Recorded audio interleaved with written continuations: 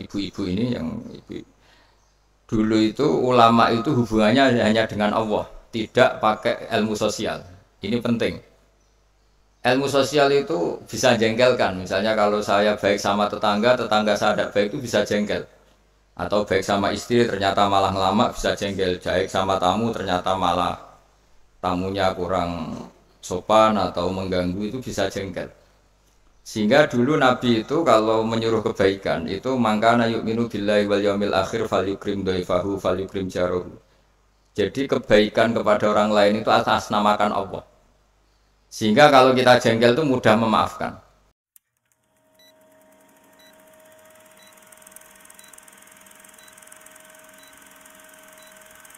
Kemudian kita sebagai kiai mungkin hanya butuh kepastian referensi. Referensi ini penting supaya semua perilaku kita diilhami oleh roh agama. Dulu zaman mulai zaman Nabi dulu sampai era modern, sampai era Wali Songo, sampai era sekarang juga selalu hidup itu berdampingan dengan macam-macam, baik beda agama, beda kultur, beda marga, beda macam-macam. Sehingga seperti ini mulai dulu juga nggak pernah menjadi masalah. Jadi yang menjadi masalah itu mungkin kurang sosialisasi atau kurang saling maklumi atau kurang saling mudah memaafkan. Saya punya beberapa contoh. Tadi malam saya ngaji dan supaya ada kepastian referensi, saya memang punya tradisi membaca kitab supaya ada kepastian referensi. Saya akan baca 2 kitab, yaitu Ar-Risalah Al-Qusairiyah, kitab pegangan Mbah Maimun dalam berthariqah. Di situ diceritakan, saya baca aja ya, supaya jelas untuk membantu teman-teman yang masih mungkin punya kitab ini. Dan di halaman 27262 di sini diceritakan percontohan hidup berdampingan ya dengan agama lain. Sami itu ba'dal ulama yaqul, ada seorang ulama bercerita, Istadhofa majusyun Ibrahim al-Khalil, ada orang Majusi karena kelaparan. Dulu itu kan padang Sahara, dulu tidak ada warung, tidak ada hotel, tidak ada restoran. Jadi kalau orang kelaparan mau tidak mau itu harus bertamu ke orang lain supaya dikasih makan. Terus faqala, kata Nabi Ibrahim, bisyarti antus 5, dengan syarat Anda harus Islam. Kemudian orang Majusi ini putus asa karena dia tidak mau Islam, terus pulang. Terus Allah Ta'ala memberi wahyu ke Nabi Ibrahim, fa'auhawahu ilaihi mundu khamsina sanatan nut'imuhu ala kufri. Kata Allah, orang itu sudah menjadi Majusi 50 tahun dan selama ini tak kasih makan. Kamu dimintai makan sehari saja kok minta dengan syarat apa? Islam. Akhirnya Nabi Ibrahim mengejar orang Majusi itu dan kemudian dikasih makan. Jadi cerita-cerita seperti ini juga ada dalam khazanah kita sehingga membentuk perilaku para kiai Indonesia itu toleransinya luar biasa. Juga zaman kita kecil sampai sekarang sering banyak kiai cerita dan itu memang nyata betapa Nabi itu juga memaafkan kesalahan seorang daksur ya dalam yang cerita yang terkenal itu. Ketika Nabi sendiri ada orang bawa pedang terus tanya, ya Muhammad, sekarang siapa yang bisa menghalangi engkau dari saya? Orang ini bawa pedang. Karena Nabi seorang Nabi yang sangat dekat Allah, Nabi matur Allah gitu. Kemudian orang itu gemetar, pedangnya jatuh. Terus dipegang Nabi, sekarang kamu yang bisa menghalangi siapa? Dia bilang la ahada, tak seorang pun. Singkat cerita, kemudian Nabi memaafkan orang itu. Jadi cerita-cerita itulah yang menjadikan kita bisa hidup berbangsa dan bernegara. Jadi memaafkan itu kata kunci dalam bersosialisasi baik dengan keluarga, dengan tetangga, dengan semua warga Indonesia. Kedua, saya baca kitab Asy-Syifa. Asy-Syifa ini kitab tentang kelebihan-kelebihan Rasulullah SAW. Di antara pokok dari sifat dasar Nabi itu adalah pemaaf. Suatu saat Nabi ngalamin luka dan luka itu disebabkan oleh musuh-musuhnya. Kemudian ada di antara yang memberi saran ke Nabi, lau da'auta alaihim, mbok jenengan maksudno mereka karena mereka sudah melukai engkau terus sudah biadab sama engkau. Tapi Nabi menjawab, ini di halaman 73 dalam kitab Hukukul Mustafa karangannya Qodiyat, judulnya itu Asy-Syifa. Ini lam uqas la'anan, saya ini tidak ditugaskan Allah untuk menjadi tukang laknat, untuk menjadi orang yang sukanya menghabisi yang lain. Walakinni bu'istu da'iyan wa rahmatan, tapi saya diutus untuk berdakwah yang baik, wa rahmatan, dan menjadi rahmat. Terus Allahumma hdi qaumi fa innahum la ya'lamun, ya Allah beri hidayat kaum saya karena perilakunya demikian itu disebabkan karena ketidaktahuan. Jadi ini pelajaran bagi kita bahwa perilaku sosial yang kurang baik dari tetangga itu jangan-jangan kita tidak cukup memberi mereka edukasi atau pengetahuan atau sosial. Jadi saya tidak akan banyak matur di sini karena memang waktu saya juga tidak banyak. Tapi saya mau matur dulu itu saya cerita ke ibu-ibu ini yang ibu. Dulu itu ulama itu hubungannya hanya dengan Allah, tidak pakai ilmu sosial. Ini penting. Ilmu sosial itu bisa jengkelkan. Misalnya kalau saya baik sama tetangga, tetangga saya tidak baik itu bisa jengkel. Atau baik sama istri ternyata malah lama bisa jengkel. Baik sama tamu ternyata malah tamunya kurang sopan atau mengganggu itu bisa jengkel. Sehingga dulu Nabi itu kalau menyuruh kebaikan itu mangkana yu'minu billahi wal yaumil akhir falyukrim dhaifahu falyukrim jarahu. Jadi kebaikan kepada orang lain itu atas namakan Allah. Sehingga kalau kita jengkel itu mudah memaafkan. Saya punya banyak cerita di Ihya juga di beberapa kitab. Itu ada seorang ulama dipanggil tetangganya, Pak Yai silahkan datang ke rumah saya. Si Kiai tadi datang. Setelah datang ke rumah pemuda itu, pemuda tadi dengan biadabnya bilang, Pak Yai saya tidak butuh kamu, silahkan pulang. Dan Kiainya tersenyum. Setelah itu setelah sampai rumah dipanggil lagi, Pak Yai datang lagi ke rumah saya. Kiainya datang sampai 3 kali. Dan Kiainya sama sekali tidak menunjukkan wajah kecewa. Senangnya bukan main. Terus pemuda tadi tanya, kenapa engkau tidak benci? Kenapa engkau gak tersinggung? Kiainya tertawa-tawa. Nah, saya datang ke kamu itu bukan karena apa-apa. Memang Allah menyuruh saya ini memuliakan tangga. Sehingga ketika tetangga memanggil ya saya datang. Itu perintahnya Allah. Jadi saya tidak ada urusannya dengan kamu. Nah itu pentingnya pertaruhan apa-apa itu atas nama Allah. Itu tidak mudah kecewa. Tapi kalau atas nama manusia itu kalau dia jengkelin kita akan balas jengkelin. Tapi kalau atas nama Allah itu legowo. Ini yang dibutuhkan dalam berbangsa dan bernegara. Jadi misalnya hubungan kita dengan negara, kalau memberi itu ibadah dan keren, heroik. Tapi kalau mendapat itu kalau kita tidak berhak itu ada hisabnya. Misalnya kita digaji karena pekerjaan tertentu, tapi bawaannya di kantor baca koran, guyon, terus main WA terus misalnya. Itu antara gaji dan pekerjaan itu malah masalah. Tapi kalau kita memberi, itu pasti dapat pahala. Bayangkan kalau negara ini hubungan masyarakat dengan negara itu memberi, kayak kita zaman belum merdeka. Tentara-tentara itu dibantu orang-orang kampung, dulu itu hanya dengan ketela, dengan makanan-makanan kampung, tapi hubungannya itu memberi. Barokahnya itu bisa merdeka. Tapi kalau hubungannya mendapat itu orang itu nggak akan puas. Begitu juga kiai dengan masyarakat, masyarakat dengan kiai itu kalau hubungannya memberi itu insya Allah akan semuanya baik-baik saja. Tapi kalau hubungannya ingin mendapat ini masalah. Jadi sebetulnya menata bangsa ini juga menata peradaban manapun itu dimulai dari mental memberi. Yunfikun itu memberi. Memaafkan juga sama. Kalau kita nurutin jengkel itu gampang jengkel, tapi mulailah dari mental memberi maaf. Makanya Rasulullah itu ketika ada sahabat marah sama pembantunya, kata Nabi, marahnya Allah itu lebih dahsyat ketimbang marah kamu pada pembantu. Terus sahabat tadi tanya, lalu supaya Allah tidak marah ke saya gimana? Terus Nabi jawab, Allah takhdab, kamu sendiri jangan mudah marah.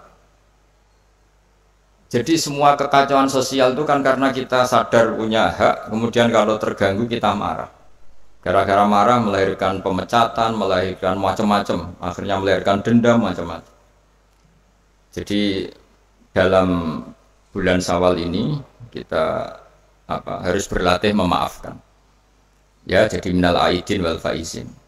Saya beri beberapa contoh. Jadi tadi sudah contoh daksur, terus Nabi menjawab, saya tidak diutus Allah untuk sebagai pelaknat, tapi walakin bu'istu da'iyya wa rahmah.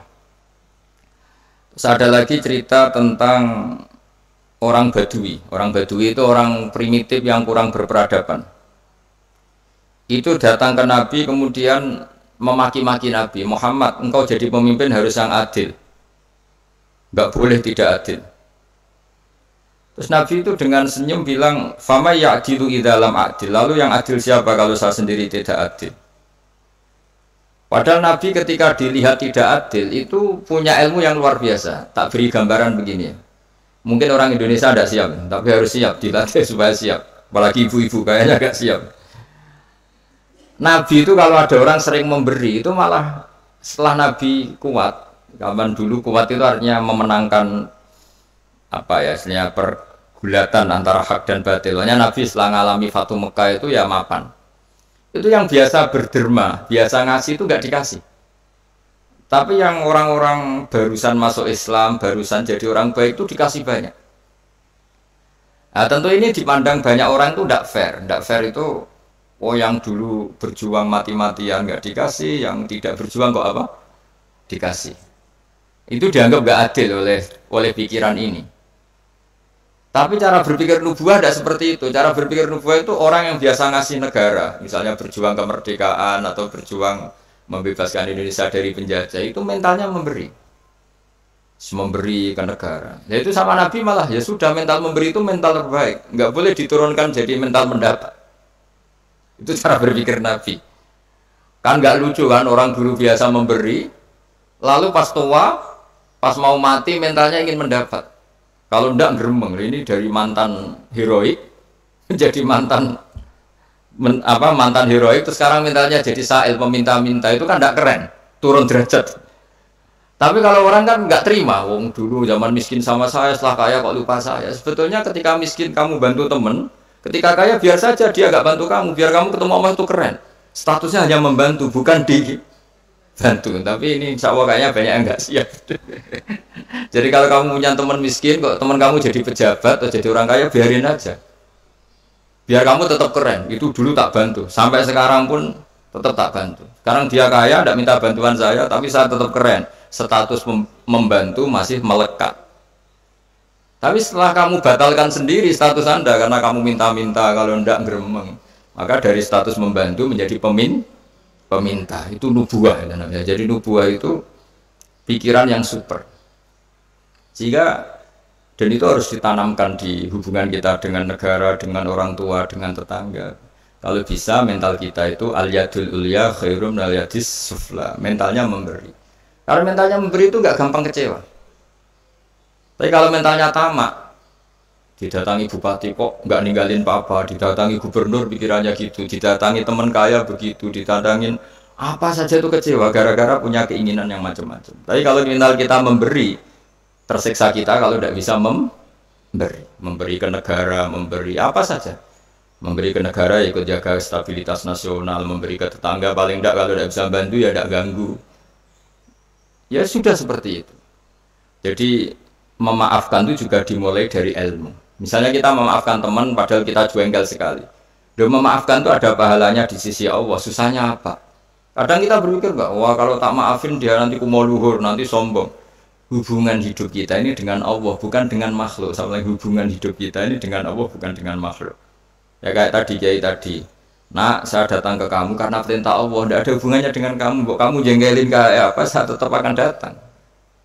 Nah sama, kita baik sama anak juga perintah Allah, baik sama istri perintah Allah, baik sama tetangga perintah Allah. Sehingga nggak perlu dia dinegosiasi atau dipakai berbanding lurus dengan perilaku manusia. Kalau pakai itu Anda gampang kecewa. Kalau istri sedang ngambek, kamu ikut ngambek. Kalau tetangga sedang tidak baik, kita ikut tidak baik. Bisa kacau bangsa ini. Makanya diantaranya sifat dasar orang baik itu apa? Orang yang wadrauna bil hasanati sayyi'ah, orang yang selalu menanggapi keburukan itu dengan kebaikan.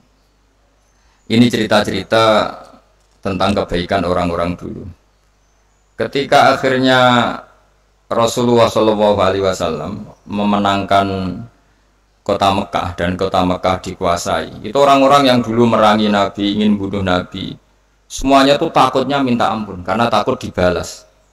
Tapi kemudian Nabi ngendikan, ini halaman 75, ma taquluna inni fa'ilun bikum.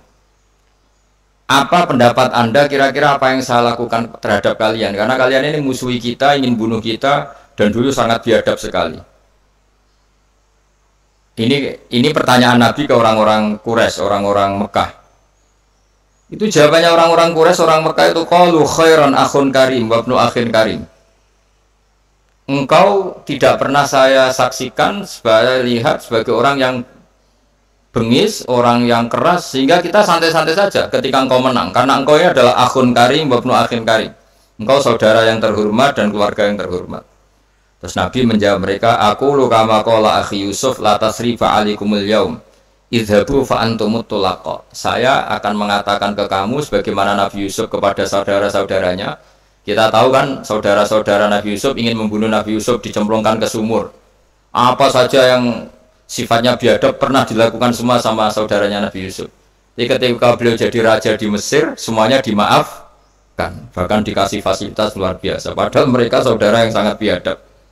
Dan itu pun yang dilakukan Nabi, niru Nabi Yusuf, atau istilahnya ya sama perilaku Nabi. La tasriba alikumul yaum. Saya menghadapi kalian kayak Nabi Yusuf menghadapi saudara-saudaranya, yaitu memaafkan. Terus izhabu fa antumut tulaqa. Ya sudah, kamu pergi saja, kamu akan terbebas dari tuntutan saya. Jadi ini cerita-cerita tentang betapa baiknya Rasulullah SAW.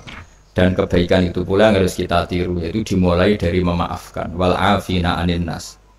Nah sekarang masalahnya itu orang itu susah memaafkan. Itu sebabnya sederhana, karena hubungan ibadah kamu itu masih dengan makhluk. Kalau makhluk itu kali janggalin, ya janggalin betul.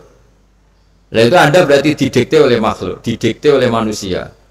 Caranya gimana? Kita harus dilatih hanya didikte oleh Allah Subhanahu wa ta'ala, di mana Allah itu mendikte kita, mengarahkan kita, memandu kita supaya mudah memaafkan. Makanya hubungan dengan istri, dengan itu ya Allah bayangkannya gitu. Wa ashiruhunna bil ma'ruf. Kamu harus berkawan secara baik. Terusannya ayat fa in karihtumuhunna. Jika suatu saat kamu benci sama istri kamu karena perilaku tertentu, fa asa an takrahu syai'a wa ja'alallahu fi khairan katsira. Jadi bisa saja di watak yang kamu benci itu ada kebaikan yang banyak. Saya berkali-kali menyontohkan, misalnya punya istri sering marah itu bagus. Kalau istri kamu ramah, setiap lelaki disenyumin, yang pusing juga kamu. Jadi kalau marah itu kan nggak ada yang berani goda, anggap saja begitu. Alhamdulillah. Meskipun ya kalau marah terus mungkin suaminya jantungan terus mati, tapi kan ya maksudnya lihat sisi positifnya. Dulu lama itu begitu. Ada orang berteman sama-sama miskin, terus berteman lagi sama-sama kaya. Setelah sama-sama kaya, yang satu itu jatuh miskin, miskin sekali. Terus setelah miskin, teman-temannya nggak main ke rumahnya. Terus dia diprovokasi oleh orang sekelilingnya. Itu teman kamu yang kaya-kaya biadab sekali. Setelah kamu miskin, tidak ada yang jenguk kamu. Padahal yang miskin ini sudah jadi buruh boto atau buruh manol di pasar, buruh hamal. Terus dia mulai menggerundel. Wah, teman-teman saya ngawur sekali. Setelah saya miskin, tidak ada yang kesini. Datanglah seorang habib, orang alim, memberi nasihat. Bagus gak kesini katanya. Terus kaget kan dia. Kenapa? Coba kalau kamu jadi tukang manol gini, mantan bos, teman-teman kamu datang kan jadi tontonan, mendingan lupa. Oh iya. Iya kan, misalnya kamu miskin, terus teman-teman kamu tetap datang, pas buruh di orang, pas jadi kernet atau jadi pembantu, betapa malunya. Bagus mana yo? Bagus dilupakan apa bagus diingat? Bagus dilupakan.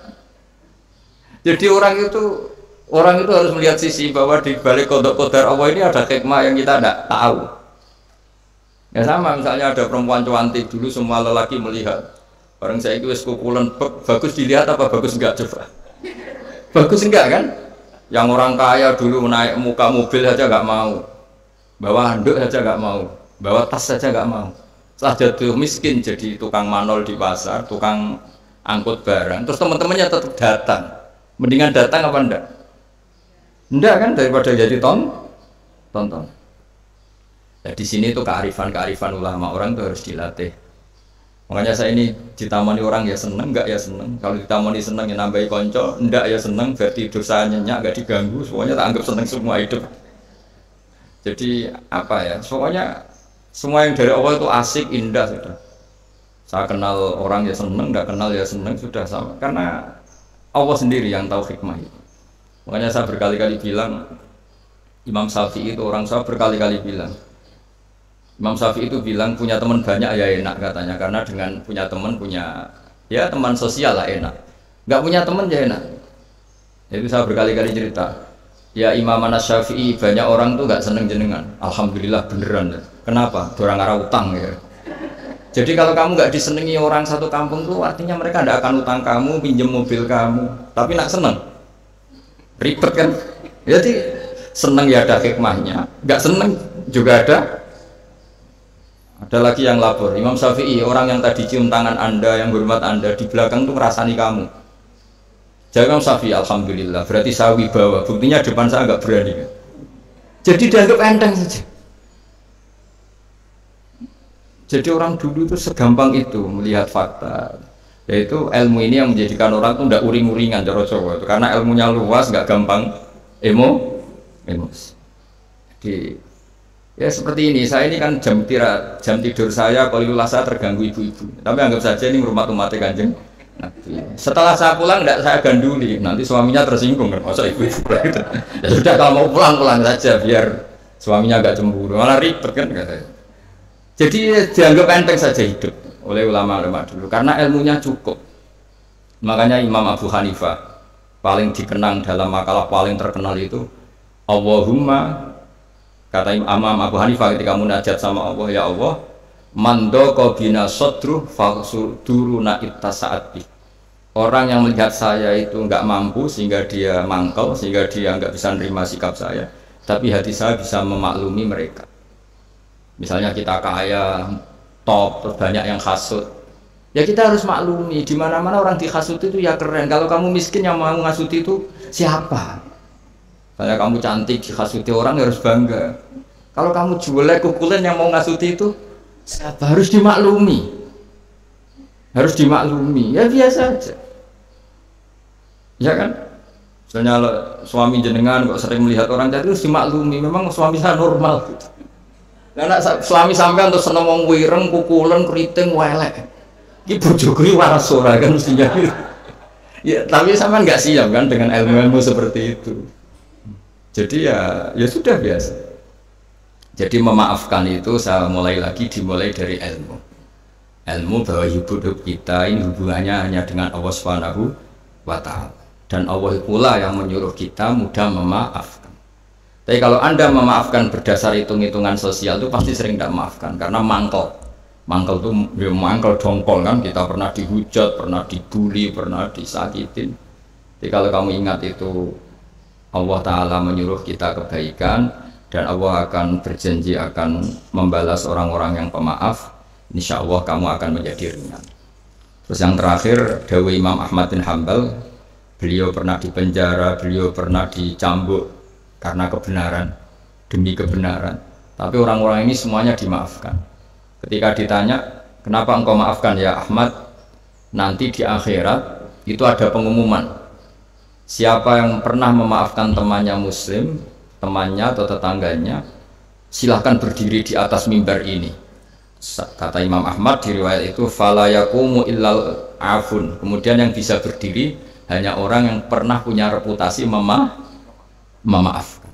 Maka maafkan ini pahalanya besar sekali. Jadi Syawal ini dimulai dari mudah memaafkan, itu wal kaziminal ghaidha wal afina anin nas.